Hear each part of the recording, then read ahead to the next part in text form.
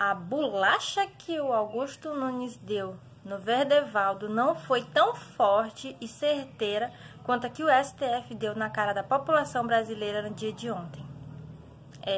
Só mais um dia nesse Brasilzão de meu Deus.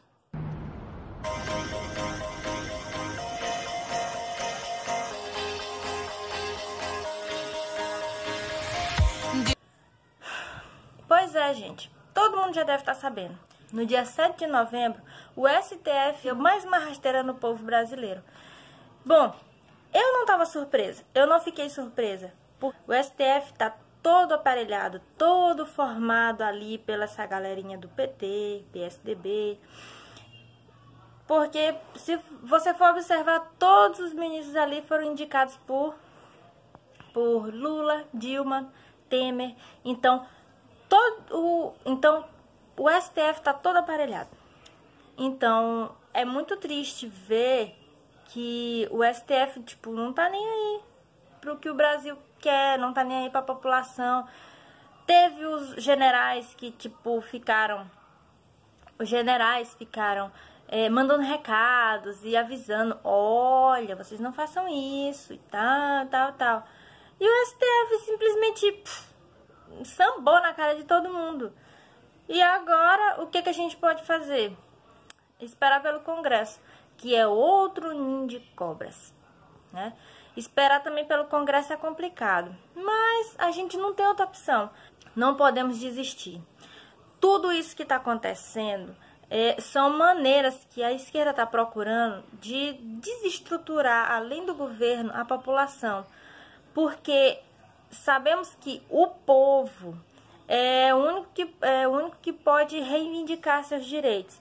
E a população brasileira ainda está um pouco presa, assim, por mais que a gente tenha despertado na época do impeachment, na eleição, nas reformas, que todo mundo que lutou muito pela reforma da Previdência.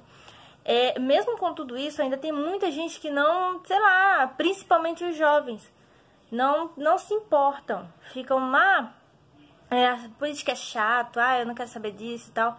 Mas o que as pessoas têm que começar a se conscientizar é que os jovens de hoje vão ser os adultos de amanhã. E se eles não se tocarem que eles têm que lutar pelo futuro deles, eles vão ser adultos que não vão ter, nada na vida. Em relação a isso, em relação a este abuso do STF, o que a gente vai fazer agora? Vamos pressionar o Congresso. Por quê? Tem algumas PECs que estão lá, para 410, que tem que ser votada urgente no Congresso. Porque vamos entender o seguinte: o STF é o poder judiciário, ele interpreta as leis que o poder legislativo faz. Então, quem é o poder legislativo? O Congresso Nacional.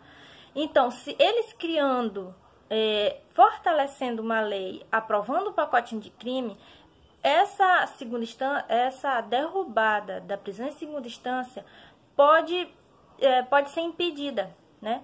Até que no Senado a gente tem um pouco mais de esperança, porque já mais de 40 senadores fizeram uma carta pedindo para o Toffoli para ele votar a favor da continuação da prisão em segunda instância. Só que ele ignorou totalmente. Tem várias pautas para serem discutidas no Senado. E o que a gente tem que fazer? Temos que dar pressão, temos que ficar em cima. Porque essa atitude do STF foi justamente para fazer com que o povo ficasse amuado. E é agora mesmo que a gente tem que levantar e mostrar para eles que a gente não está dormindo. A gente tem que prestar atenção, tem que observar as coisas direito e não deixar essas impunidades. Porque, olha, quem pode ver que depois de ontem, quem comemorou com a derrubada da prisão em segunda instância? Galera do PT, Gleisi Hoffmann, o Boulos. Tem vídeo deles aí, gente, no Twitter, no Facebook, em todo lugar, né? Então, eles comemoraram por quê? Por causa da soltura do Lula. Só que o que as pessoas precisam entender é que o Lula solto é o menor dos nossos problemas. Junto com a soltura do Lula, vai vir a soltura de vários políticos que foram presos pela Lava Jato, que vão ser beneficiados com isso. E também estupradores, assassinos, bandidos altamente perigosos, todos esses outros casos bizarros de pessoas altamente perigosas que foram presas em segunda instância, que vão ser revoltadas. Então, como eu disse, o Lula solto é o menor dos problemas do Brasil. Então, como é que a gente vai viver num país que a gente não tem não tem segurança? Um país que beneficia bandidos, né? É muito triste. Isso vai deixar o país com uma visão lá fora péssima, né? Porque poxa, o Bolsonaro tá lutando, tentando conseguir coisa pra cá, pro Brasil, tentando conquistar a confiança de outros países pra melhorar o mercado, melhorar a economia, melhorar tudo. Aí vem o STF e faz uma besteira dessa. É incabível, é bizarro, é nojento. E, cara, pelo amor de Deus, a gente, sei lá, eles estão assim fazendo as coisas de um jeito que eles não estão mais nem aí, eles não estão nem preocupados em, não, vamos fingir que a gente quer fazer alguma coisa boa para poder eles não caírem matando. Não, eles não estão mais nem aí, eles querem mais ferrar tudo mesmo. E por causa de um cara, vários outros perigosos vão ser soltos. E não pode. Isso não pode. Isso tá totalmente errado, tá? E temos que pressionar o Congresso. E mais uma coisa. Estão anunciando no dia 9 manifestações com a única pauta de que a prisão em segunda instância continue, que não seja tirado para não atrapalhar as prisões que já foram feitas e nem as futuras. Isso só vai fazer com que a população fique muito mais insegura. E todo mundo sabe, todo mundo que está nesse meio político sabe que isso é só mais uma maneira de tentar desestruturar o país. Porque vemos como a América Latina tá a confusão que tá em outros países.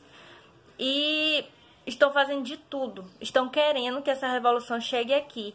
E vamos tomar cuidado com essas manifestações, porque vai ter pessoas infiltradas para quebrar coisas e tentar usar essa manifestação como se fosse uma revolta contra o governo. E essa revolta não é contra o presidente Bolsonaro, não é contra os ministros do Bolsonaro. Essa revolta é contra o STF, porque no momento o nosso principal causador de problemas é o STF. E eu vi no Twitter muita gente que eu não gosto, tá? Mas que estão tem o mesmo sentimento que a gente, né? De revolta, de que, poxa, como é que podem eles soltarem um monte de bandidos assim? É incabível, né? Então, vamos pressionar o Congresso, vamos pressionar o Senado. Não adianta mais ficar reclamando agora do STF. A gente tem que mirar pro Congresso, porque ainda tem uma chance da gente. Eu não vou mentir, eu não tenho tanta esperança assim. Mas eu não vou desistir, porque eu gosto, porque o Brasil é minha casa. Então, se eu não lutar, se eu não defender a minha casa, quem vai fazer isso? E sobre o Augusto Balboa Nunes, eu só tenho algo a dizer. Meu querido, bateu pouco. Ai, tá. Violência não leva a nada. Você não deve responder com violência. Você não é isso. Pelo amor de Deus, gente. Vamos ter um pouquinho de bom senso. O cara é chamado de covarde, tá? Com a cara... Por um cara com conduta totalmente duvidosa, e altera a voz porque esquerdista não tem conteúdo para debater com ninguém. Então eles começam a atacar xingando as pessoas, e o Augusto Nunes teve uma reação que eu acho que qualquer homem teria. Ser chamado de covarde na cara dura daquele jeito bem ali. Poderia não ter dado tapa nele? Poderia. Mas deu, né? fazer o quê? Foi a maneira que ele achou de reagir. E se o Verdevaldo não respondeu à altura, é porque ele não sabe brigar. E o Augusto Nunes ainda fez um vídeo explicando a situação, né? Porque ele também é um jornalista, gente. Tem que haver respeito mútuo. E o Verdevaldo não respeitou o Augusto Nunes. Hora nenhuma ele disse tirar as crianças deles. Hora nenhuma ele disse isso. O problema é porque esse tipo de atitude só vale quando é da esquerda. Quando é da direita, é ditadura. Quando é da direita, é uma violência. É um pessoal de extrema direita. Então, vamos procurar ficar do lado das pessoas certas. E largar dessa de ficar o tempo todo, de ficar essa de centrão em cima de muro. Tomem atitudes. Não tô dizendo pra você chegar e sair metendo tapa na cara de ninguém, não. De jeito nenhum. Mas que vocês procurem entender os dois lados. Não, todo mundo só procura entender o lado do Glenn, né? E o lado do Augusto. E a parte que ele foi ofendido. A honra dele foi ofendida. Vocês têm que olhar os dois lados. E não é assim. E não é assim que tá acontecendo, né? Então, esse foi o vídeo de hoje. Vamos torcer para que o Congresso não decepcione a gente como o STF, né? O Congresso e o Senado. E não vamos desistir.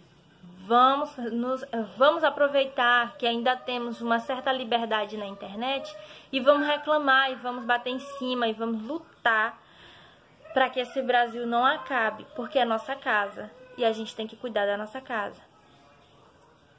Grande beijo para vocês. Tchau.